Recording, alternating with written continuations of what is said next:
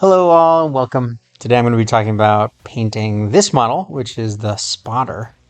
It's a model that's close to my heart as a former artillery observer who has spent a lot of time crouching in the field holding a pair of binoculars or a compass.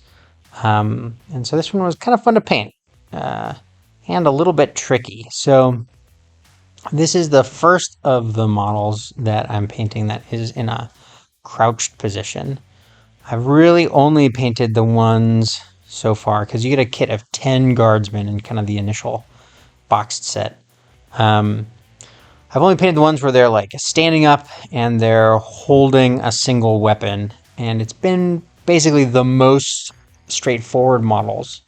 And so this is the first time that you're going to see I'm going to have to deal with some kind of angles that were causing me some problems. So per usual, I'm going to start with this base coat of the, well, not base coat. I've already base coated in white, spray paint white. But now I'm starting to throw on this contrast yellow on his jacket and on his leg wraps. And kind of, you see I'm getting around the neck. I'm throwing this yellow on first because the other colors have an easy time going on top of it. Now I'm going to grab one of my other previously painted models as a reference for just a reminder for kind of what colors went where, make sure that I'm consistent across the line. And I'm also going to be switching between a couple different brushes on this one. I unfortunately have not done a good job of maintaining my initial set of cheapo Amazon brushes. Just haven't been cleaning them properly, and a little bit too much of this paint has dried inside them, so they're starting to lose a lot of their integrity and a lot of the fineness, and it's hard to get the point that you really want on them. But thankfully, we've got another set that just arrived, and I'm going to take better care of those ones, I promise. So here I'm doing the las gun that's on his shoulder. I grabbed a previous rifle, or a previous model that had another las gun. I want to make sure that I was painting it with the same, consistent color scheme. Same parts black, same parts metal. Here, I painted the tip black. I got a little bit too excited, so I used a dry brush to kind of wipe off a lot of the excess paint that I'd put on there. But it's not going to be a problem because I'm going to cover it with really thick metallic paint later, so I don't have to worry about the black shining through. And here again, I'm doing the kind of fine detail little straps. Unfortunately, I'm going in and out of focus a lot on this one.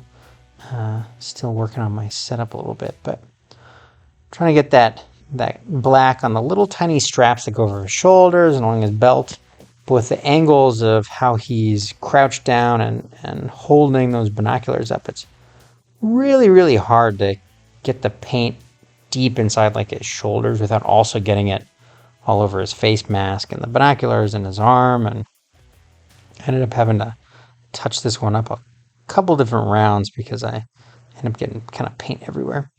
He has a super cool radio pack with a lot of these little dials and nooks and crannies on the back that I think look super cool. So using that contrast black, that's going to settle into the nooks and crannies and give it a nice deep contrast, nice deep texture. And then you'll see that I'm going to go back and later in the video I'm going to add on kind of all the detail and the nice colors.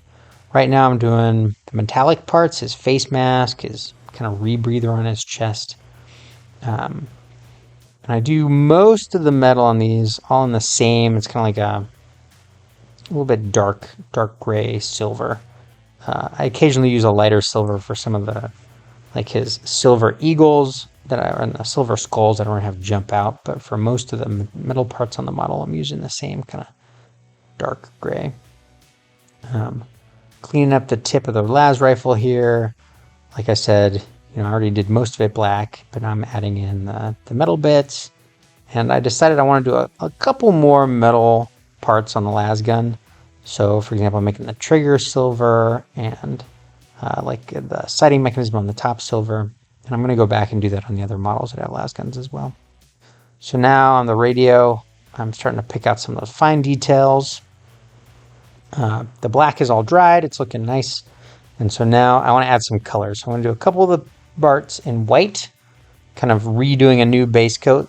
And you'll see I'll put some more colors on top of it.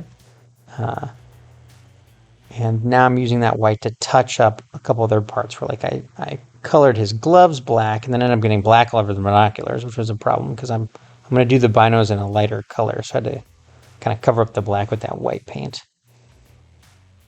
Fortunately, totally out of frame here, but I'm doing something very important. Oh yeah, so now I'm using a couple of colors I haven't used very much of before. I'm using like this kind of orange metal. I'm using a little bit of red. I'm just picking out these little tiny dials, and I kind of imagine them as status lights, things along those lines, on the back of this backpack. Super teeny tiny little buttons. I actually ended up I have this kind of big magnifying glass lamp, so I could actually look through the magnifying glass to get a better look at what I was doing.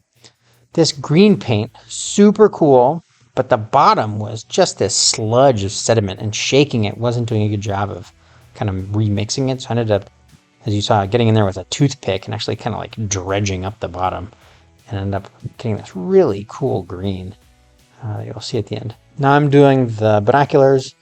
I want to kind of have them stand out a little bit. I just want to be another thing that's black. So I'm trying a new green color that my wife ordered. She's planning on doing the orcs. She got this green to go on the orcs, but I think it'll look cool, kind of like a dusky camo green for the binoculars. Now I'm doing, I always do the shoulder pads in a slightly different yellow, just make them stand out a little bit. And I use that same thicker yellow to touch up any stuff that got on his jacket. Now I'm putting on this texture paint, this really thick and gritty paint. Supposed to give the texture of asphalt. It's tough to manipulate though because I want to do concrete, so I don't want it too chunky. But I'm still trying to get good coverage, so I'm trying to use the brush to kind of push it around underneath in the crevices, but not like have it right up on his jacket or his boots or anything like that. I'm doing a quick oil wash, kind of dirty it up, make some of the white stuff look nice and weathered. And now let's take a look at how it turned out. I really love the backpack. This is definitely the most kind of like fine detail I've tried to do. I think it came out really well. His eyes look cool.